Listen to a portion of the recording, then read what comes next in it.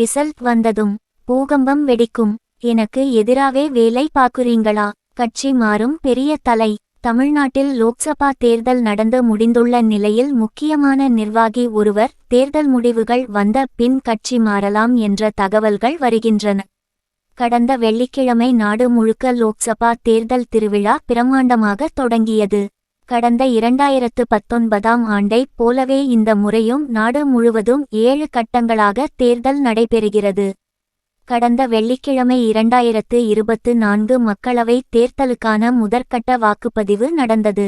தமிழ்நாட்டின் 39 தொகுதிகள் மற்றும் புதுச்சேரியில் முதற்கட்ட வாக்குப்பதிவு நடந்தது. தமிழ்நாட்டில் மொத்தம் 950 வேட்பாளர்கள் களத்தில் உள்ளனர். நாடு முழுவதும் 21 மாநிலங்களில் உள்ள 102 லோக்சபா தொகுதிகளுக்கு முதற்கட்டமாக தேர்தல் நடந்தது. மொத்தமுள்ள 534 லோக்சபா தொகுதிகளில் 102 தொகுதிகளுக்கு முதல் கட்ட தேர்தல் நடந்தது.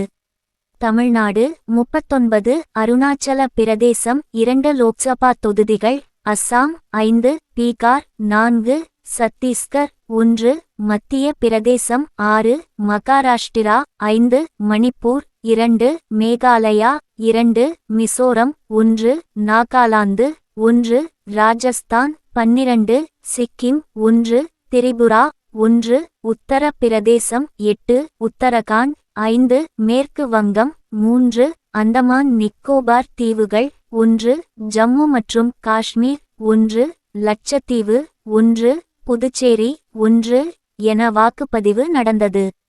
மாநிலத்தில் 69.46 விழுக்காடு வாக்குகள் பதிவாகி உள்ளது. அதிகபட்சமாக தர்மபுரியில் 81.48 விழுக்காடு வாக்குகள் பதிவாகி உள்ளது. கடந்த தேர்தலுடன் ஒப்பிடும்போது வாக்கு சதவிகிதம் கணிசமாக குறைந்துள்ளது.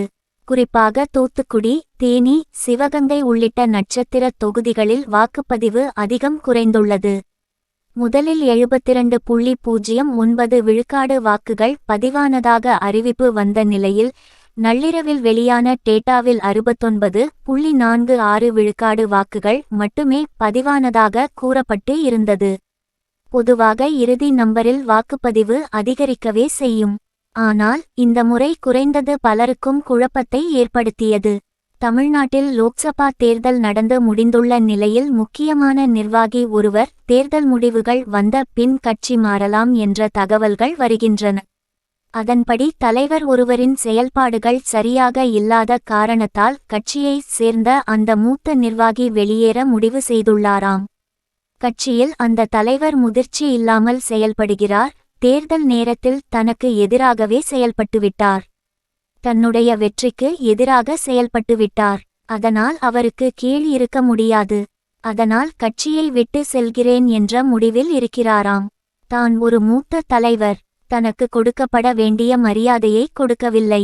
மரியாதையை விடுங்க. தேர்தலில் தனக்கு எதிராக தலைவரே காய்களை நகர்த்தி உள்ளார். தேர்தலுக்கு பின் அந்த நபரை மாற்ற வேண்டும். அவரை மாற்றவில்லை என்றால் மொத்தமாக கட்சியை விட்டு செல்ல அந்த மூத்த தலைவர் திட்டமிட்டு வருகிறாராம்.